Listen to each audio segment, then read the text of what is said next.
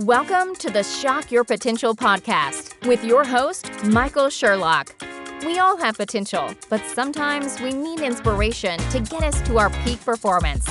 Whether you are starting out in your career, ready to move up the corporate ladder, or taking the leap into entrepreneurship, Michael's guests provide powerful tools and resources to shock your potential. Shock Your Potential is a global professional development training company committed to your unique journey. Learn more about us today at shockyourpotential.com. Listen in to today's expert. Thank you for joining us on another episode of Shock Your Potential. I am, of course, your host, Michael Sherlock. That has not changed. Yes, you can try and change the channel, but I will still be here. And all month long, we are talking about the mindful times we can take in the month of May or any time. But I figured it was a great month to just actually maybe give ourselves all a break. And my guest today is going to have a very different perspective on this that I think is going to resonate with a lot of you. So Monica Parikh is a teacher, writer, lawyer, public speaker, and through her business called School of Love, New York City, NYC, she teaches a global audience about love, psychology, and higher consciousness, which is important. And she uses psychology, spirituality, and nonviolent communication and quantum physics in her curriculum, and that gives clients practical skills in emotional intelligence to build healthy relationships. Now, she's not just talking about this because it's something that, she just figured out one day maybe that was something good to do. She actually found this to be her life calling after her own personal trauma. So after many years of having it all, terrific husband, fulfilling career, beautiful home, one day it kind of came crashing down around her. Her husband said, "All right, I'm done," walked out the door. She's not seen him since, probably doesn't care anymore, but no explanation, no fighting, no drama. So that's a great thing. But without answers or closure, she felt lost. And because, even though you may have an Ivy League education, it doesn't mean that you are complex, reaching the complexity of how to deal what matters most within all of us. And that is making sure we have a loving and happy relationship, not only with other people, but frankly, ourselves.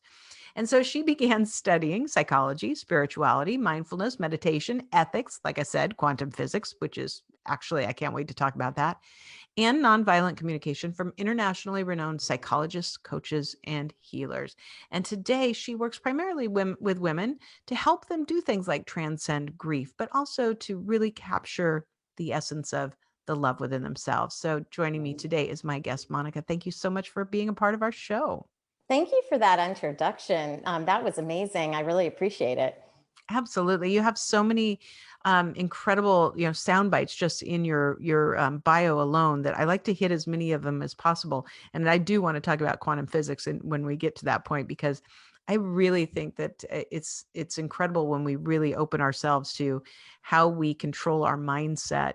It's not just about, flipping a switch, that there's a lot of science behind this too. But I had some of the highlights, but in your own words, tell us a little bit more about you and your business and how you help your clients to shock their potential.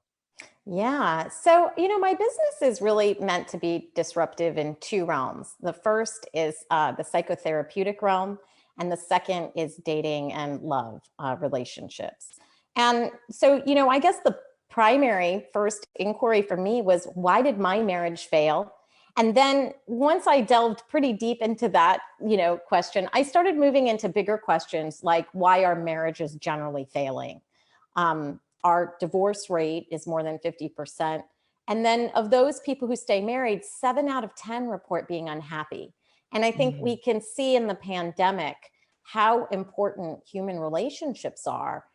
But we don't spend too much time, energy, or financial investment in actually learning how to be healthy and whole in relationships.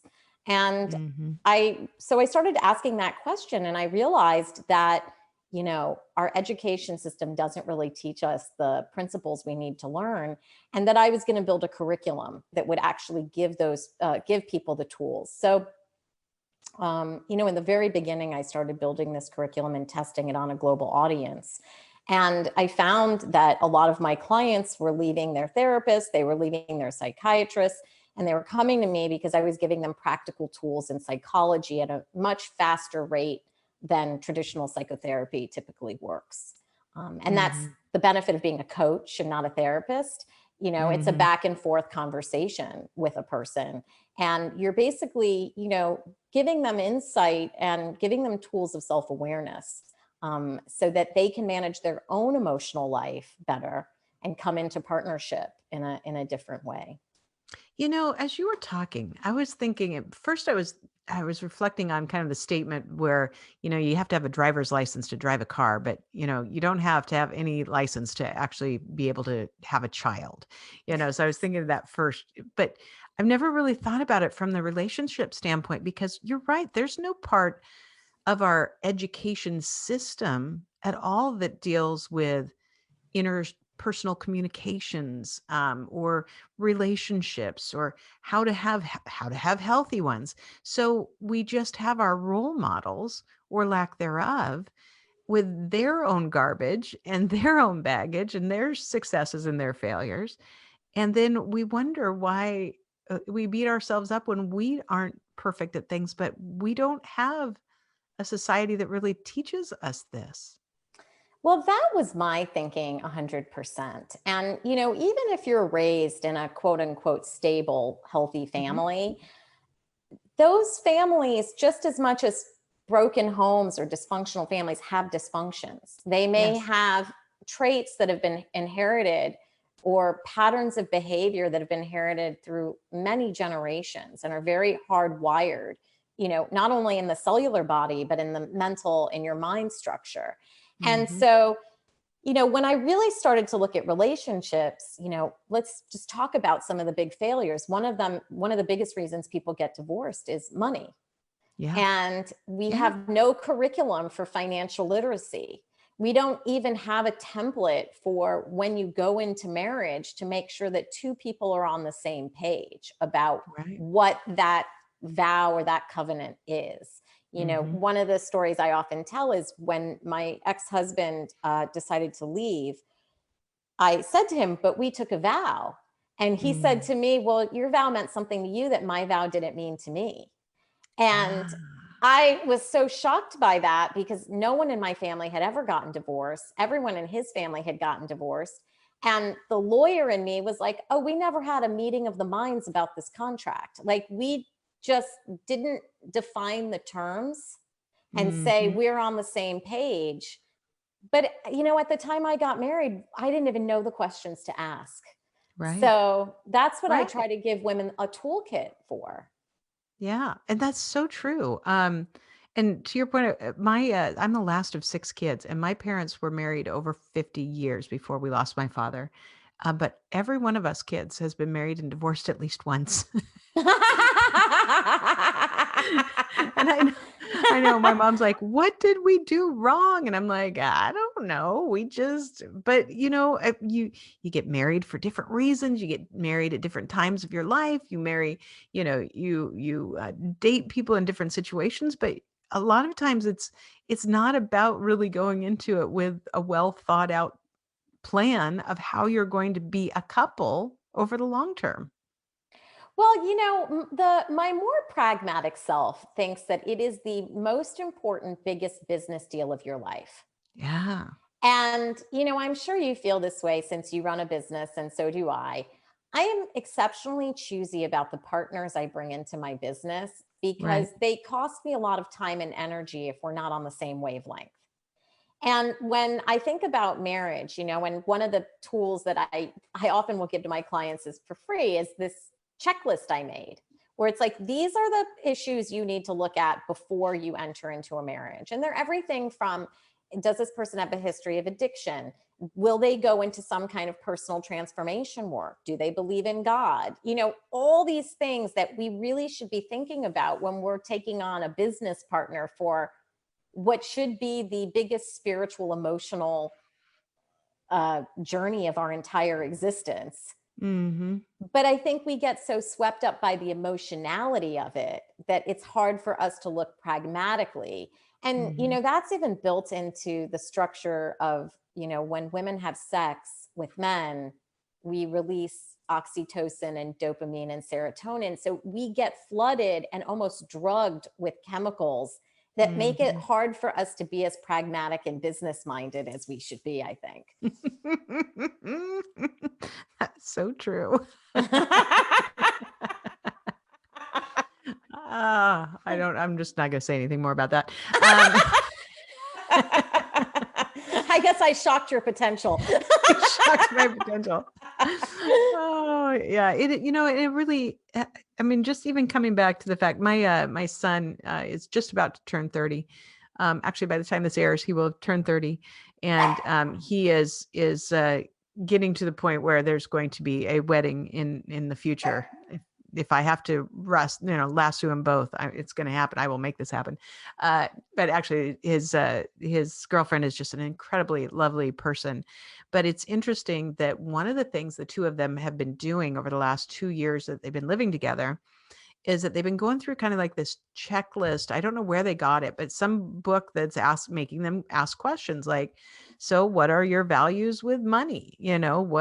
What's in how many children would you want to have? Do you want to mow the lawn on the weekends or do you want to relax? I mean, just really some important questions. And I know they've had some difficult discussions with it, but I'm so proud of them for doing it because I mean, that takes guts and it takes a lot of work, but I think the payoff could be incredibly valuable. Well, what I think is amazing is I'm seeing a younger generation, millennials, really looking at marriage and relationship differently than their parents or maybe our generation looked at it. And I think that's super cool and super exciting. And when I talked about my work with younger people, they are so lit up. It's like they're on the same wavelength completely. And I think that's really great because, to your point, when you were saying that, no one makes us take a test to become parents. The thing is that the way your parents, their relationship and the way they parent you has such a psychological imprint on your ability to attach later in life to other people, your ability to enter into loving relationships. And that's a large bulk of the clients I work with.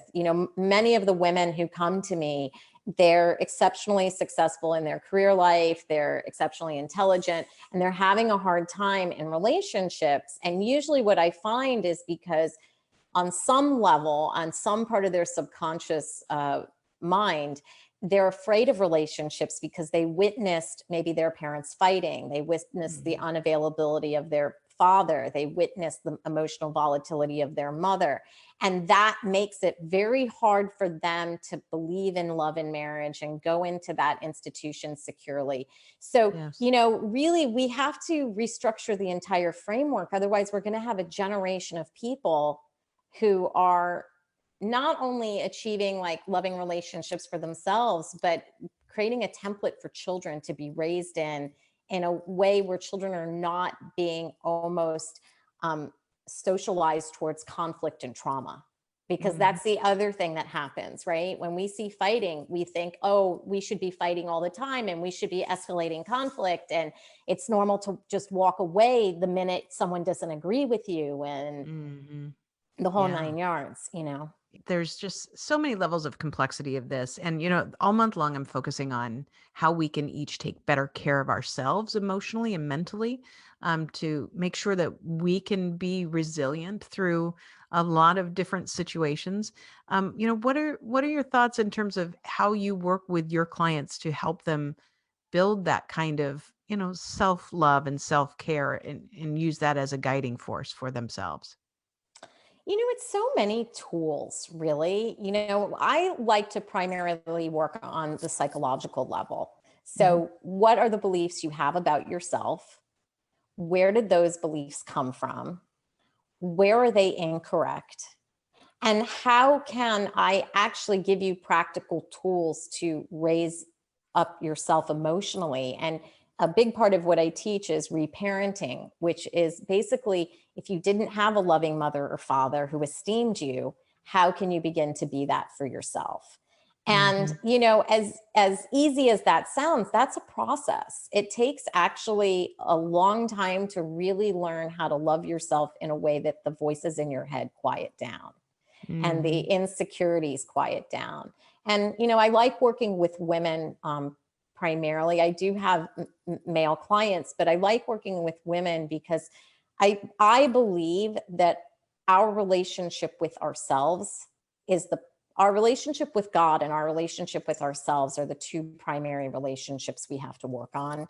And when those are really good, the outer world reflects our relationship with ourselves. So when we're insecure in our relationship with ourselves, we tend to enter into a lot of insecure relationships. And so, part of my process working with clients is really giving them the tools to love themselves. We talk so much about self-love now.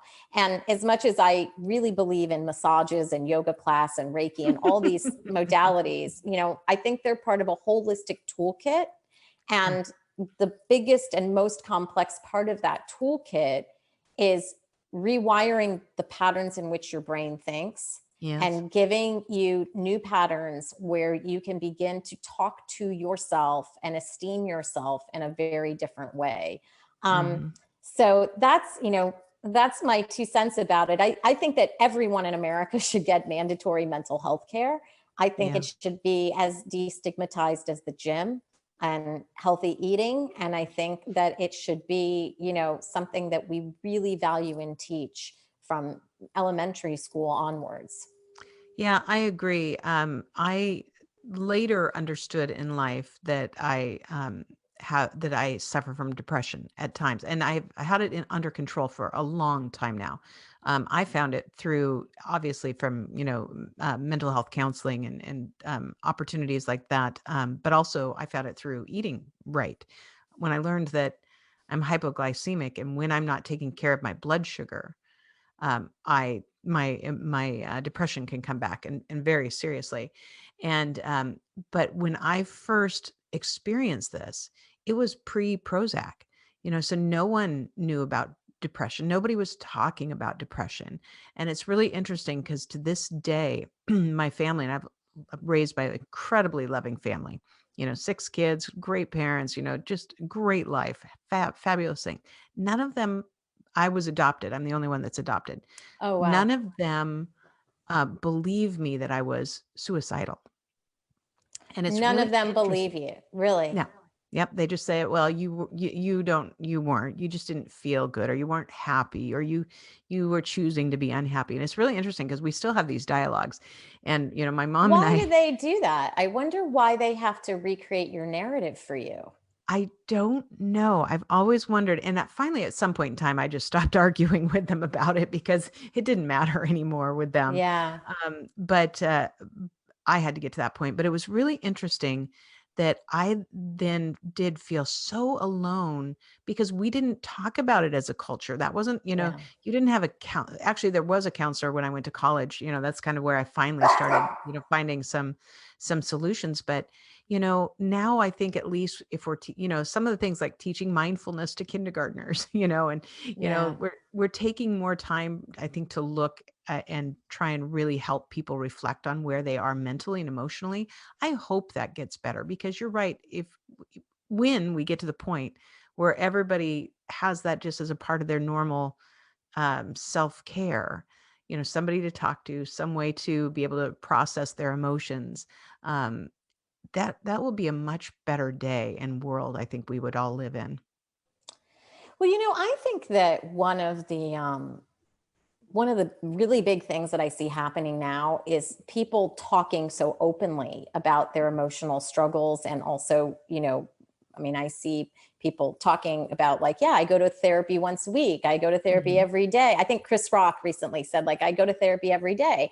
And something that I talk a lot about, I've had a ton of therapy, and I felt that therapy for me was the same as the gym, meaning that it was conditioning my mind to figure out how I was the cause of many of the problems I was experiencing, right? Either my lack of boundaries or my inability to put consequences on bad behavior, or me not taking enough agency of my life and saying, you know what, I don't like this job. I don't like this career. I'm going to move myself into a new one. And the thing is that I think any big life change could be having a baby, getting married, having a parent die, having a spouse die, having an illness, losing a job, having a health scare. So all of the things that we're seeing right now at acute levels in the pandemic, I think that oftentimes we need someone to coach us through transition, and that what we're taught is, oh, these transitions are so easy. One of my friends said to me recently, how jealous she was of me because, with my business, I have a digital business, so I can travel around the world and keep working. And I said to her, I go, yeah, but I've been doing that for 7 years and I've been coached through the whole way. Like, Yes. that was not, you see a flicking on of a light switch in a new life. What you don't see is all the hours of work to build my psychology to make that change. Right. And Absolutely. how hard it's been, and how many times I, wasn't suicidal, but many, many times I felt like I was hanging on by my fingernails emotionally, even though the outside looked great. Oh, yeah. Right. There was no way to see what was inside going on. And I think, that's one of the challenges right now where we're at also with social media, is it's built a culture of look how great my life is. And then you can have a real disconnection when your life doesn't feel that great, while you're scrolling the feed. Yeah. Oh, absolutely. And it really does play a role on, I think, definitely on people's psyche and their sense of self-worth. And, even though logically they might say, I realize that picture on Instagram probably was the 96th selfie that they took of themselves. And that was the one that they said looks right.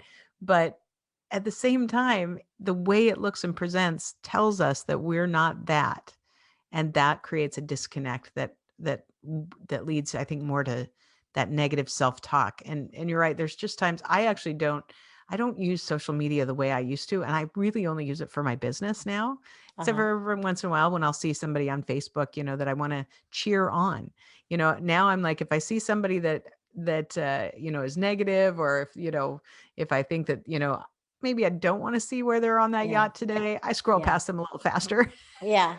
Well, But I went off social media completely 7 months ago, including taking my business off social media. I decided that I was going to build a business kind of the old fashioned way of real relationship building and personal referrals and, all of that. And that was a super scary move for me because everyone was telling me that it was basically self-annihilation, right? That I was going to kill my business and everything else.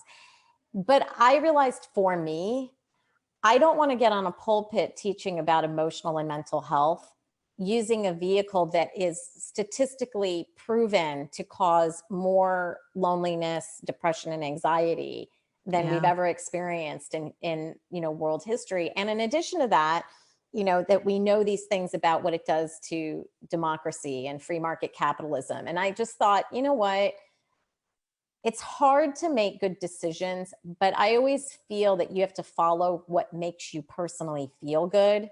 And when something doesn't feel good anymore, you either change the way you have a relationship with it, like you did, or like for me, you just say, you know what, I'm going to opt out of this because for me and taking care of myself, it's not a good way to take care of myself. But, it's hard. It is. And I do get a kick out of it. I have a few friends that all of a sudden will post something on Facebook and say, I'm shutting down all social media and Facebook for a while. I just need to take a mental break and I'll be back in a few months. And then they're like back a week later. Well, that's interesting because you have to understand that, Mark Zuckerberg, when he created Facebook, and I'm sure you've seen like some of these documentaries, they use Pavlovian psychological techniques to hook you into the technology. So, if you're a free thinking person like me, the whole point of psychotherapy is to deprogram your mind from being socialized to think in a certain way. So I'm like, I'm certainly not going to let technology be like my new big brother that teaches me how to behave. You know what I mean? And then rings a bell when I behave in the appropriate fashion. Well, and it's interesting too. I know we're almost done here, but I was thinking, and this was pre-pandemic, but it was not I think it was supposed to be for all of 2020. And I can't remember what company was going to pay somebody. They were going to give them $1 million if they traded in all, their smartphone for just a flip phone and to be completely off social media for a year. I can't remember. I would have totally done it. I would have done it because I was like the last person to give up a flip phone. And do you know how many people harassed me for that? And it's funny because one time I went out with a guy and he put his flip phone on the table and I was like, it's like we're two soulmates that found each other. And it was like so weird because we really were like soulmates, but it was like the flip phone was the Oh my God. I love it. Yeah, I can't remember what company was it, but then you had to submit, to try and get picked. And I remember after, obviously I didn't get picked. And my husband goes, "Well, why don't you do it anyway? I mean, you could do it and that would be a great something that you could show as your year-long, whatever, document yourself doing it." And I said, "Nah." Oh, really? Oh, that's such a great idea.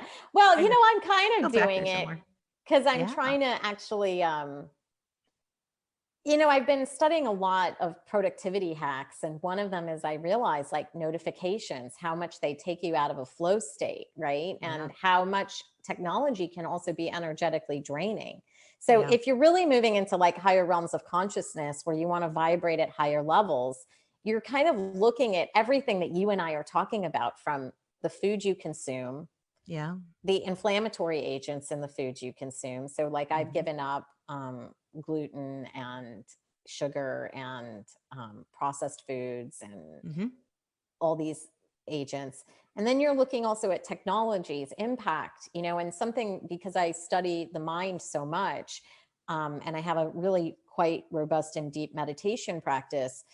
I noticed when I first went off social media, how much it had shortened my attention span, Ah. how much I had been programmed for some kind of external validation that had to be instantaneous, and Mhm. how much I had been programmed to not kind of be able to sit with myself quietly.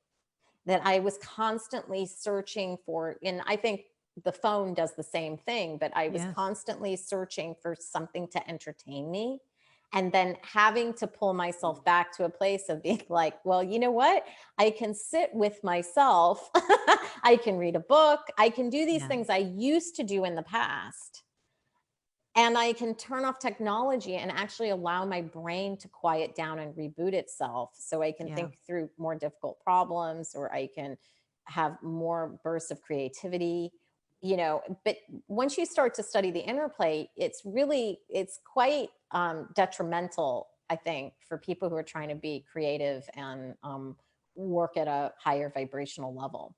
Yeah, I totally agree. I know that after next week, we've been working on a lot of big projects in my company, and it's time for me to get back to finishing my next business book and finishing my novel because I've been working on a novel.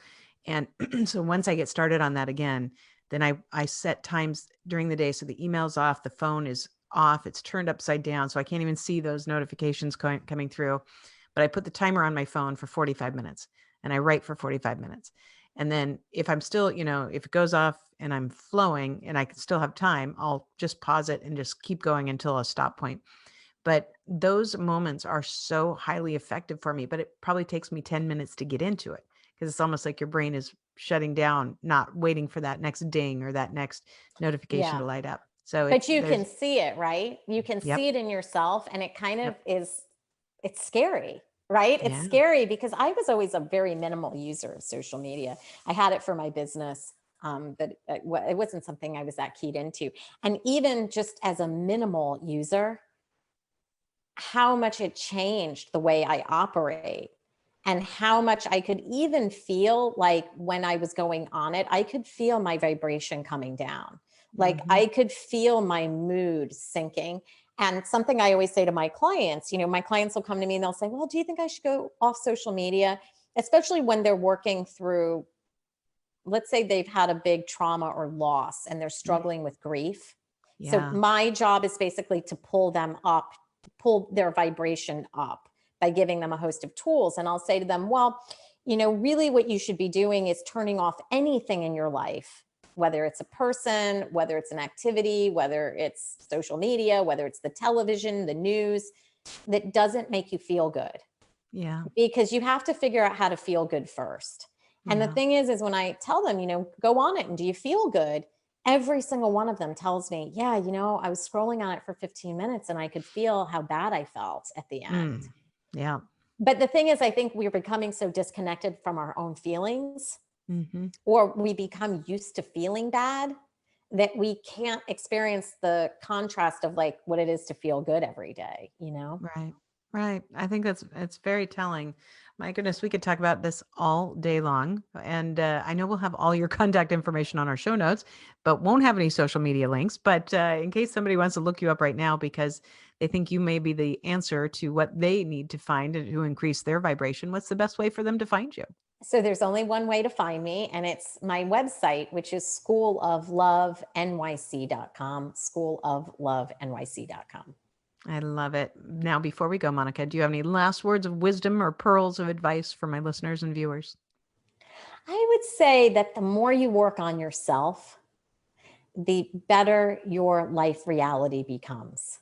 So as opposed to asking for life to change, ask for you to change.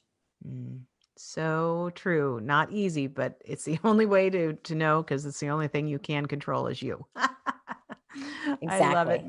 Monica, thank you so much for being my guest today. It was an absolute pleasure to have you on. Thank you so much. I had a blast being here. Thank you for joining us on another episode of the Shock Your Potential podcast. Learn more about us today at shockyourpotential.com, including details on Michael's 2 best-selling books. Tell me more, how to ask the right questions and get the most out of your employees, and sales mixology, why the most potent sales and customer experiences follow a recipe for success. And as always, don't forget to subscribe, rate, and like us today.